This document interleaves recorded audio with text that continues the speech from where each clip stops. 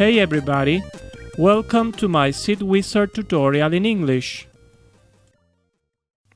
The first thing we are going to find when we launch Sidwizard is a sort of a menu that let us select which type of player we are going to use for our song. The reason there are different players is that depending on the memory consumption and CPU consumption, each player is going to be suitable for a demo or a game or whatever application that you're going to use your music in. If you choose to utilize the ones that have less impact in terms of CPU and memory, you will also have less options in terms of sound effects and in general the SID options. Most frequently I use the normal player because it's a good balance. Once we selected the player, we will see the editing screen, which, as you can see, looks a little bit like any other regular tracker for PC, like Fast Tracker. Now we are going to see the keyword shortcuts. Normally you can use Sidwizard in the real Commodore 64, or you can use an emulator like BICE. This recording is done using the BICE emulator, so there's a little bit of adaptation that has to be done. For example, when we say you press F6 in Commodore, F6 is Shift plus F5, so have that in mind. So here we have the sequence editor. We have these three columns here where we are going to type in the notes. As you can see, here we have about 20 rows, which is hexadecimal.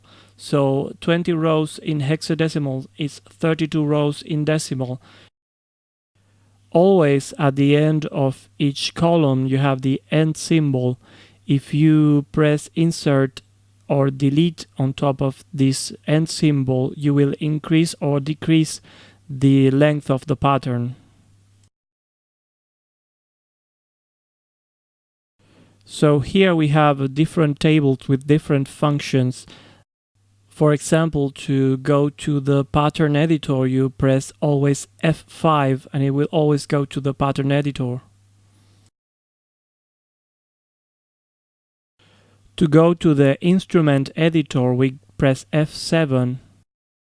Everything in the right part of the screen is related to instrument editing. Here at the top we have the instrument name. For example, if I want, I can type guitar and then I press enter, and then I can edit all the other parameters in the other columns in the other tables to help me define the instrument. So as I said, I have the instrument name at the top, then I have attack, decay, sustain, release values under it, then I have hard restart values, vibrato values, and then there is arpeggio speed, which I will explain later. And here we have the wave table, then we have the pulse table to edit some qualities of the sound, then we also have the filter table at the bottom. In Sidwizard, tables are not shared between instruments. Each instrument has its own tables. Then when you press F6, you go to the order list where you can organize the pattern order.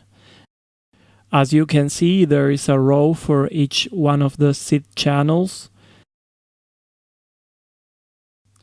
Okay, so once we go to the pattern editor, we can move around using the direction keys, and we can switch which channel we are editing using the tab key. Here, when I want to type something, it's not going to appear written in the pattern because now it's in jazz mode. And in this mode you can play, but you cannot write the notes to the actual pattern. in order to be able to write notes to the actual pattern, I have to press the space bar. So once I press the space bar, I can actually type the notes and write the notes. The pattern table has several columns. The first column to the left is the actual note. It's C, D, E, F, G, A, B. The following column to the right is the instrument column, where I can type the instrument number, or Sidwizard will type it for me depending on configuration. And then I have the effect column, and for example here I type the effect number 3 with whatever parameter I enter.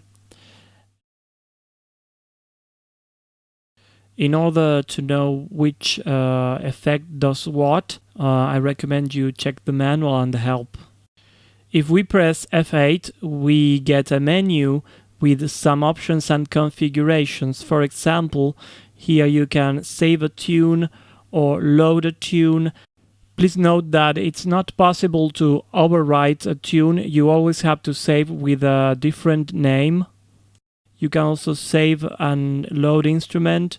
If you want to load an instrument, you have first to select an instrument slot that is empty, otherwise it will overwrite it.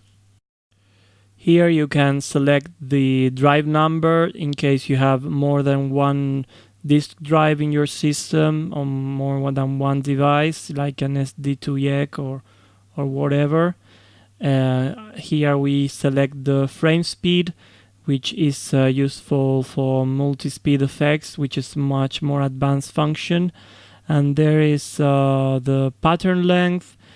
Here you, as we said, here by default it's 20, which is 32 rows.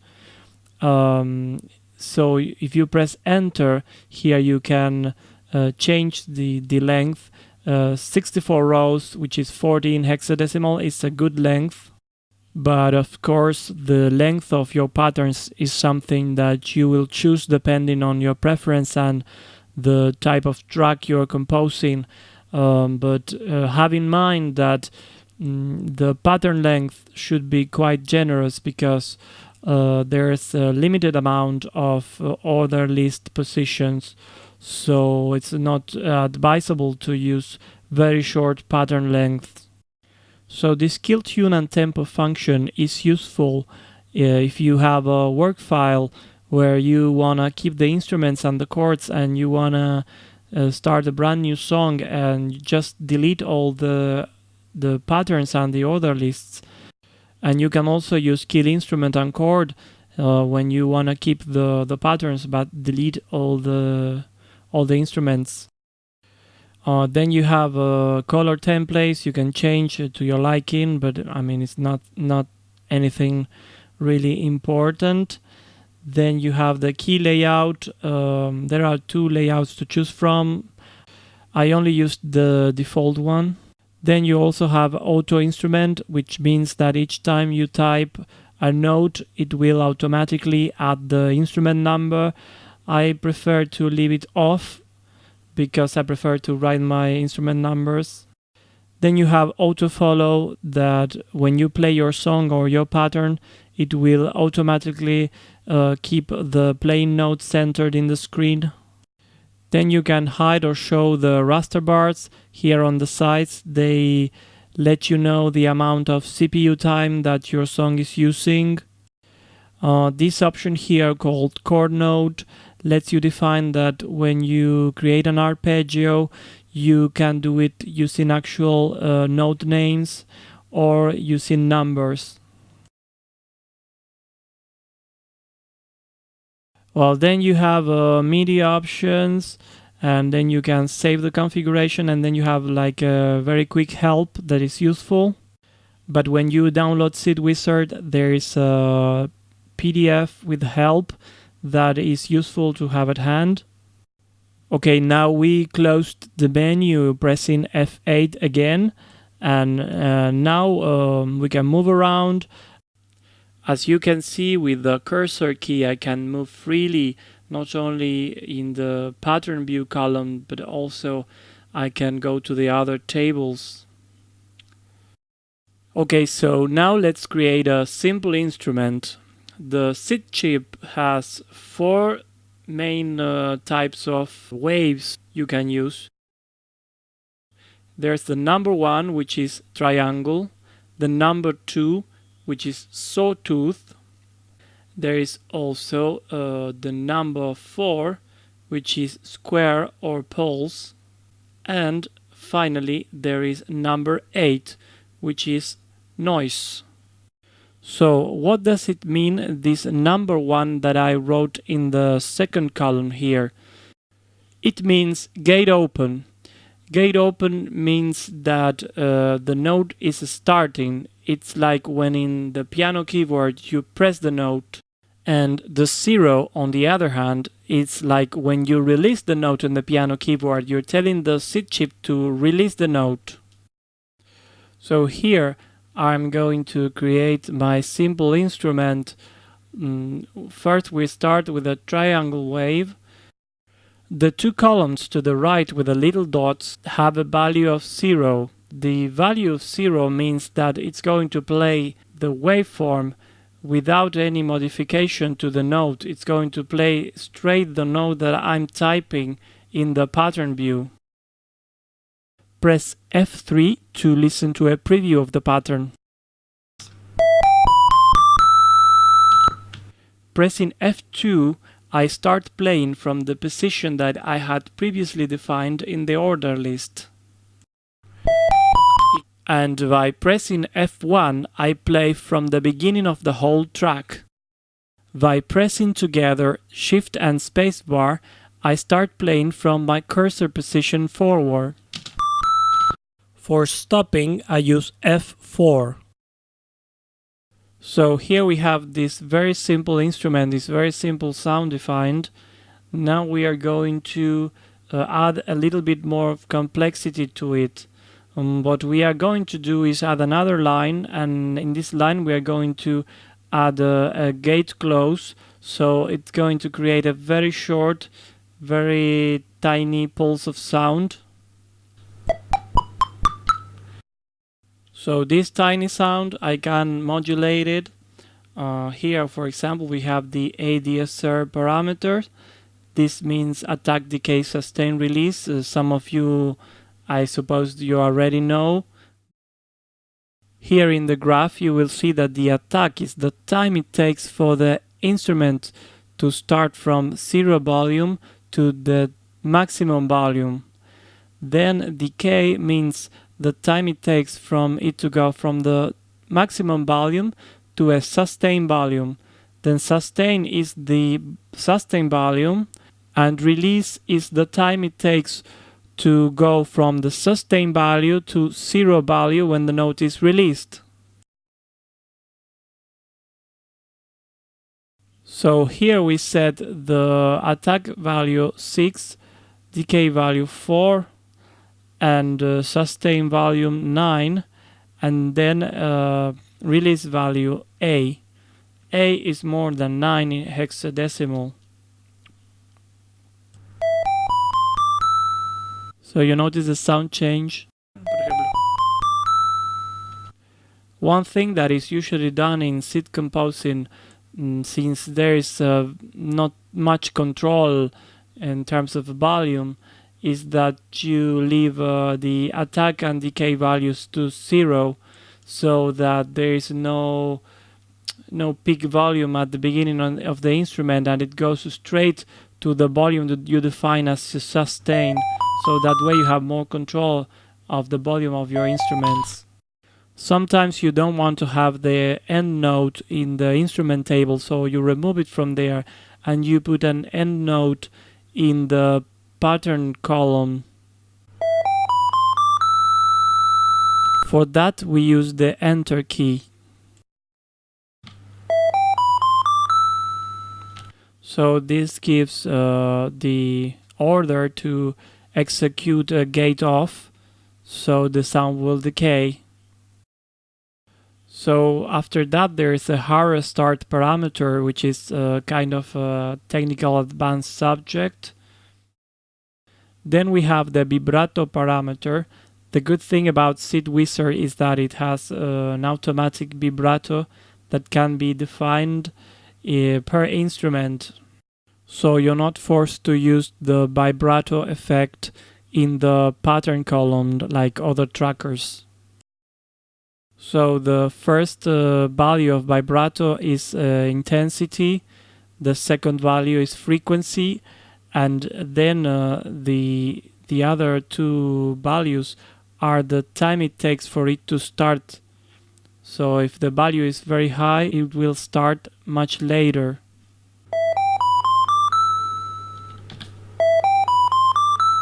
Well, now this sounds more like a flute than a guitar. So let's better change the name to flute.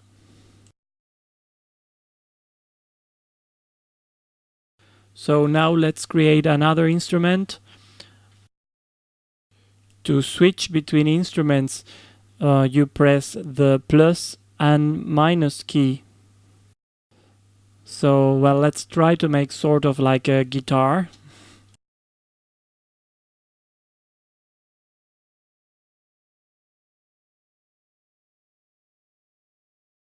So now we are going to create a pulse wave instrument. If we don't type anything in the pulse table, Sidwizard is going to play a standard pulse wave. So in order to add a row to the pulse table or any table, we use the insert key in a PC with Vice or the British pound sign in a Commodore 64 keyboard. So here in the table, if we type in 88, we'll have a full pulse wave. This is what a full pulse wave sounds like.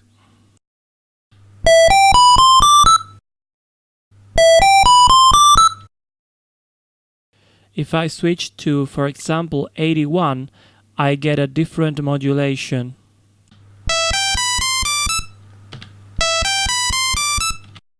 With 82, I get yet another modulation. And so on.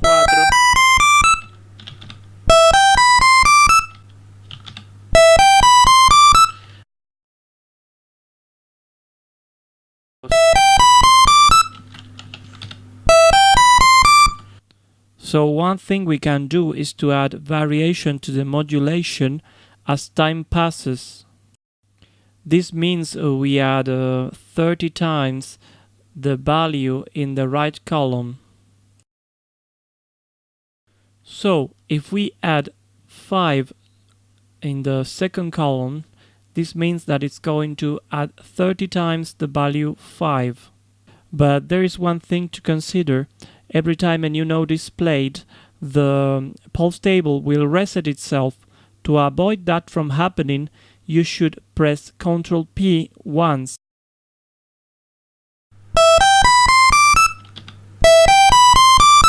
The change is very subtle here, but you can make it more evident by increasing the value.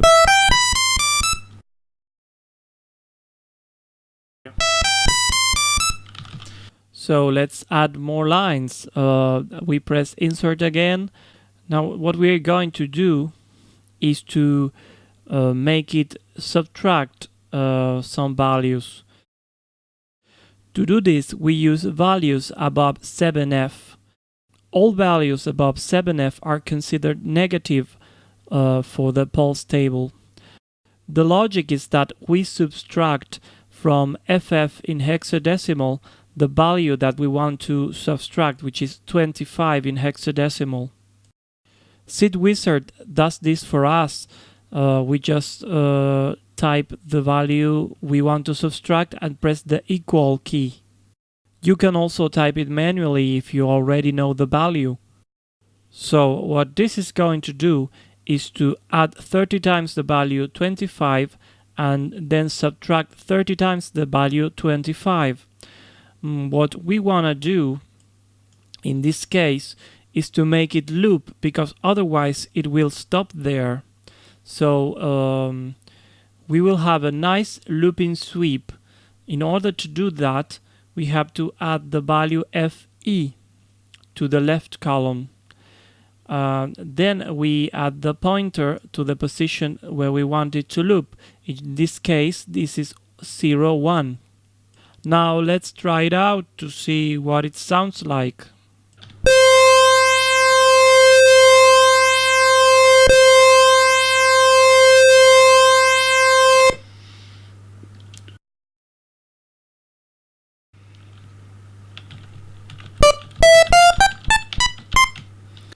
We already pressed Ctrl P in the pulse table, so we ensure that the pulse table will not reset with each note, but we can also make the notes tied by adding 3F in the instrument column.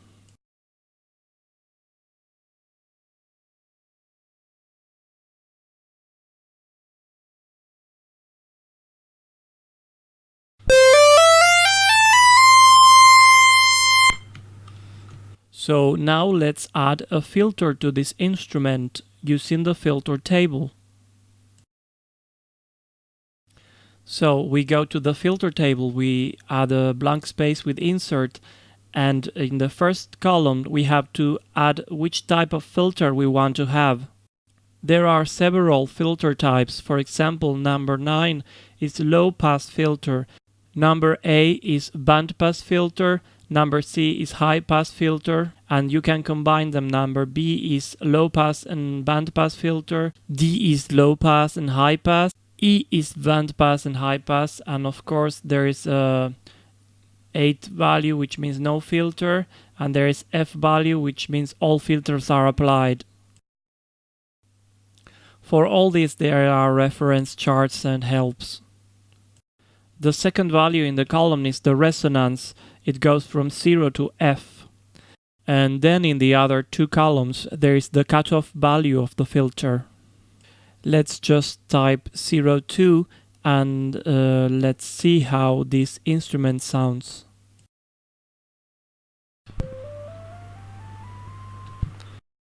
So now what happens is that the filter is filtering out all the notes because they are very high pitched and it's a low pass filter.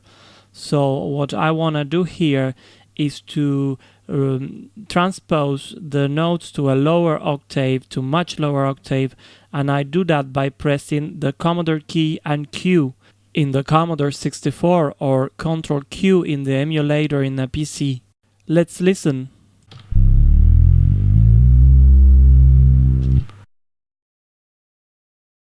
What happens if we increase the value now?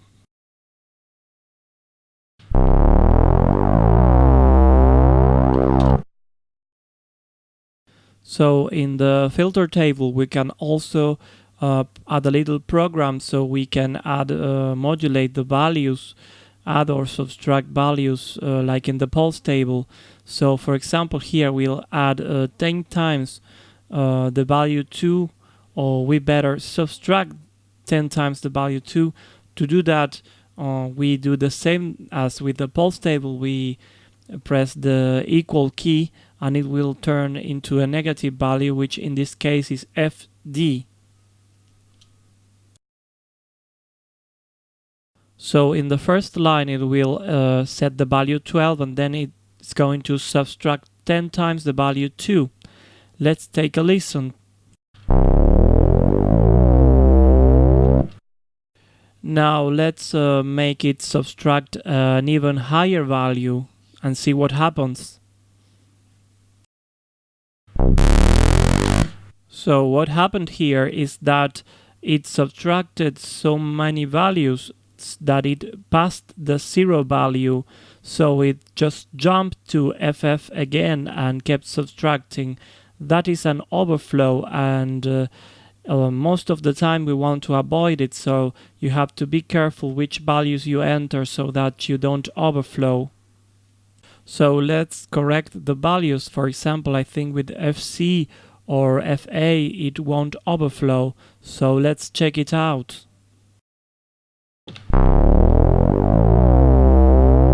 So you can keep trying different values until you are pleased. 8.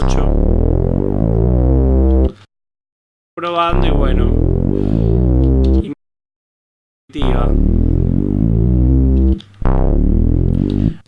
So the same as with the pulse table, the filter table by default will reset each time there is a new note. So in order to avoid that, we press Commodore key and F or Control F in the emulator. In our case here, it won't happen because we have the tie notes enabled with 3F in the instrument column. But if we were to delete this 3F from here, we would have the filter and pulse table reset with every new note. So in order to avoid that, we used Ctrl P and Ctrl F. So just like in the pulse table, here you can define loops, and for example here we add value 8 again 10 times, then we loop to 0, 1.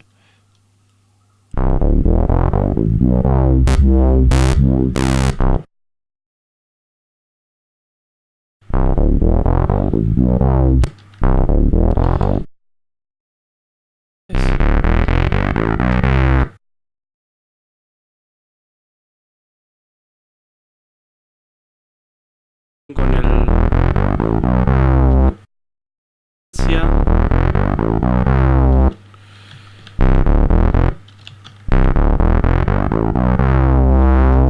One thing to notice is that we only have one filter.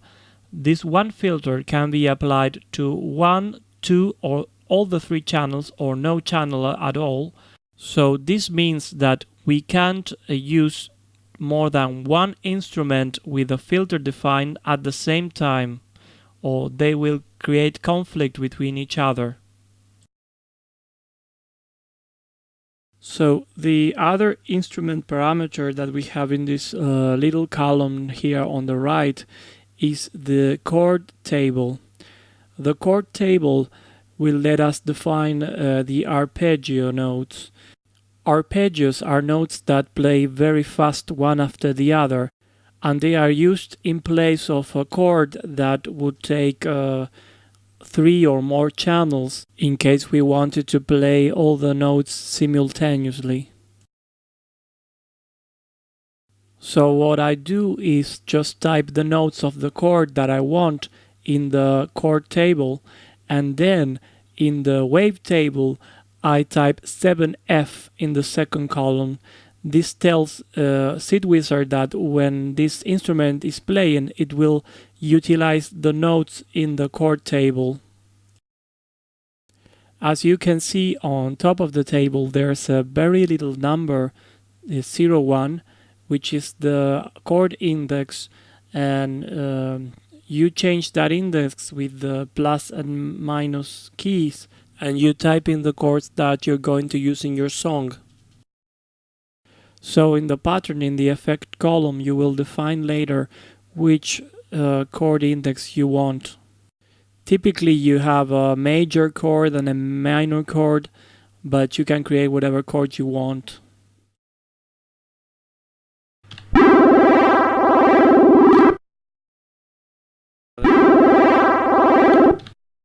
You can also define at what speed do you want the notes of the chord to be played here in the speed setting.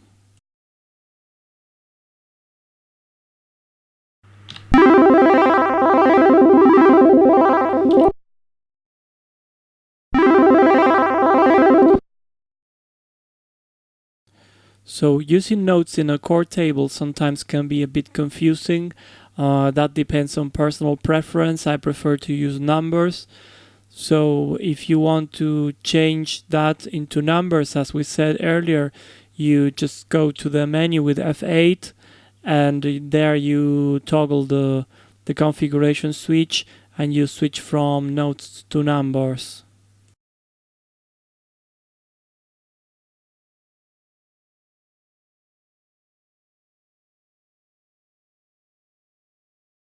There are help files with different values of the notes for the wave table and the chord table.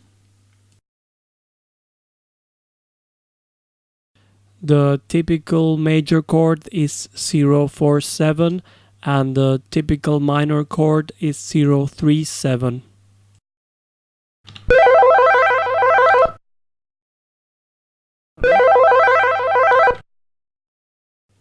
The chord table is independent from the instruments.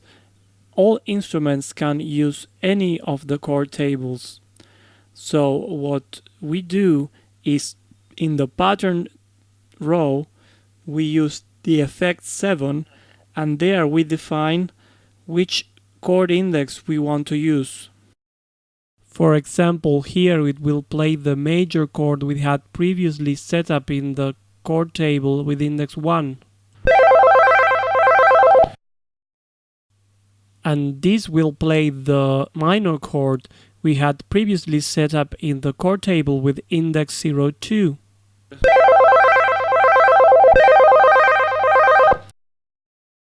Here in this tiny graph you can define the type of vibrato that you want. You have to actually play a little bit to find what it does. And there are also a few advanced parameters. There's the little table there is the detune table to add some detuning to the wave table. These other columns next to the pulse and the filter tables lets you modify a little bit the parameters in the tables according to the note that's being played. So here we have the order list. In here in the topmost row we have the numbers that indicate the order in which the sequences are going to play, and then we have 3 rows, one for each channel, and what you do here is just type the pattern numbers you want to play in the order you want.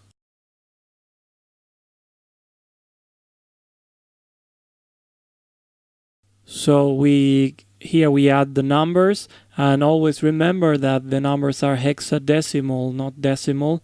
So you have from 0 to F.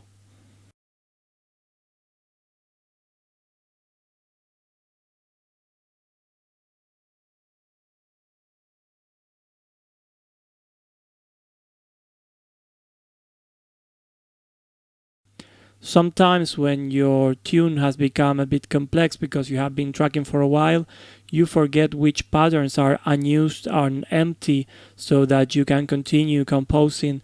So to help you find which pattern numbers are not used, you press Commodore key plus E or Control plus E on the emulator on a PC. When you change your cursor position in the order list, Sidwizard will not automatically change the patterns in the pattern tables.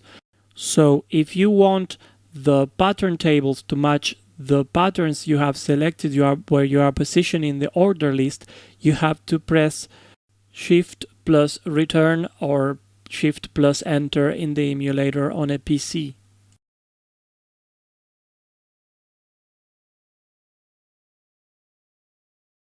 So let's edit and add some notes.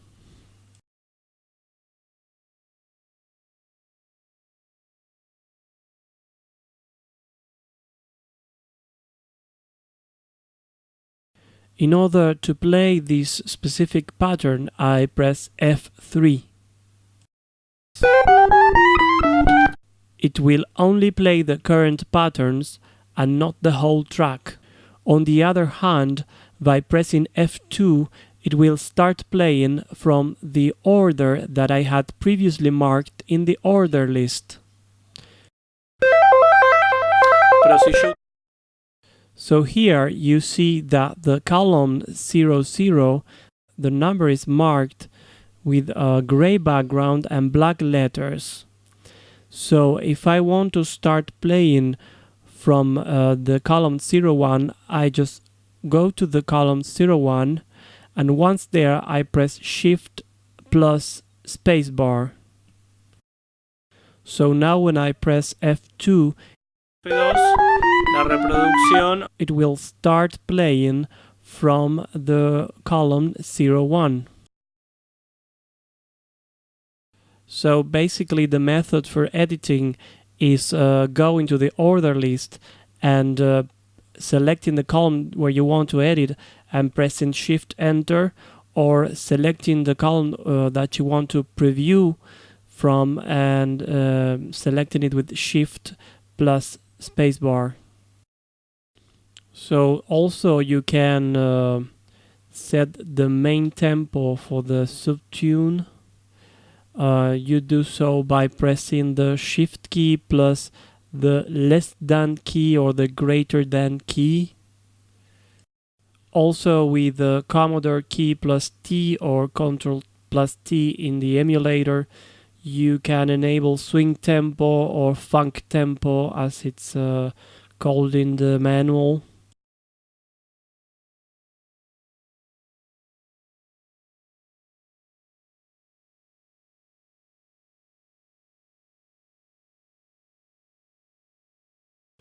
There is also a tempo table where you can define different tempos for the different lines in the pattern. For example, you have this table here where you can put the speed for the first line, the speed for the second line, the speed for the third line, and so on and so on and so on. And what it will do when you play it back, all the first lines will play at the speed that you previously set, and all the second lines will play at the other speed, and so on and so on. And of course it will loop. It gives us a bit of automatization for the tempos, and we avoid wasting the effects column just for setting the tempo. A particular thing that the order list of Sidwizard has is that it can have subtunes. Subtunes are a way to organize your composition.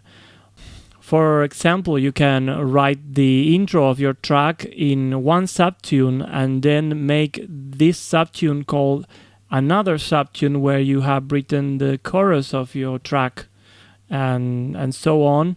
It just helps you organize the song. You can use it or not, depending on the complexity of your song and your personal preference, but it's very useful. These are separate order lists that I can switch by pressing the Commodore key plus the greater than or less than keys. So here in the order list, at the end we have this FE. FE means to stop playing the song. If we change this for FF and we don't write any parameter afterwards, it will just loop to the beginning of the track. If we write a number, it will loop to that number, which is the order list number. If we change it to a value that is higher than 80, it will go to a different subtune. There are other commands, for example, for transposing the patterns. I will suggest you to check the manual and try them for yourself. So now we have a work file saved with the song the way we like it. So how do we create a SID file or an executable file so we can run it on a Commodore 64? Well, we do so by using the little executable called sidmaker that is included in the pack with Sidwizard. We just run it and it will load all the work files that it will find on the disk, and there you select one of the files, and once you select the file, it will let you choose what type of conversion you want to make. You have 4 types of conversion. You have C64 PRG or BinSec, which are meant for including in code for other programs, for a demo or a game. And then you have PRG or X, which is executable for Commodore 64. You can run it straight away, and there you can create a SID file for the PC for playing on your favorite SID player. Then after you pick one, it will let you select which type of video system you want this to be for. Regardless of the video system you use to compose the music. For example, if you made your track in an NTSC Commodore 64 and you want to send your track as an entry for a demo party in Europe, you can create an executable or a SID file in PAL format, which is super useful. You can also change the player type, but I would suggest you don't do that unless you really know what you're doing. And with SIDmaker, you'll also be able to export your SID files to different memory locations and all the parameters that all trackers or all the good trackers have. Okay, so this will be all for the moment. I hope you enjoy using Sidwizard, which is a great tracker. As you may know, all trackers are a bit complex, but once you get the hang of it, it's really cool. You can get amazing sound from it. So I invite you to subscribe to my YouTube channel, to stay tuned for more tutorials and more tips about Commodore 64 music composing and composing on other platforms as well. You can also follow me on social media and send me messages with any doubts you may have. I will try to reply them. So until next time, and I wish you all inspired compositions.